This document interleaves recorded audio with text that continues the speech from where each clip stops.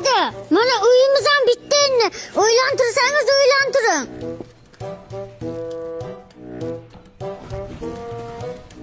Ha bo'yim o'ssin katta, shoshmay tur. Bo'yim o'smaydi endi mani, turish qolaman. Bo'lmasa uyingizni taktugi bilan yo'qiyaveraman. Menga ko'p terpelari qilmang. Buni hech kim eshitmadi, hamsali eshitib qoladi. Ha, g'aybi, urush qilyapsizlarmi? Seni uydan haydab ko'ryaptimi? Bu qariyalar uyga jo'natyapsizmi buni? Bu terpela qiladi uylantiring deb. Uylantirma.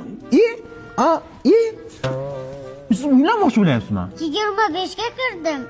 Uy bitsa uylantiraman dedilar. Mana uy ham bitdi. Zamonaviy uy bo'ldi. Uyni kimga qildirding uyni? Nima, stolaga? Qayerdan ekan u stola? Amaki, stollarni men topdim. Mana shu uy bitsa seni uylantiraman dedilar. Internetdan topdim. Yo'q, Baqa kelingda. Kelingda baq amaki. Mana bu Zuri aka mamnuqa qildirdi. Bu Traventin emas, Marmarino aka. Yo'q, narxini eshitmagan buni. Qizig'ini eshiting.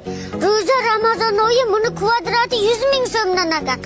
Ovqat joyimdan yotoq joyini qilib bersangiz bo'ldi. Hammasi ichiga ekan. Nima yomon so'z qilibdi-ku? Traventinni julib taylab Marmarino qilamanmi deyman? Alo, Saypi, menga qara, balladiq, 5-6 ta ballaqi, hammasi qo'liga qo'ziq bo'lsin, qayma. Inaningni mag'rur va g'aybini uyni, devorlarini qirib taylaymiz.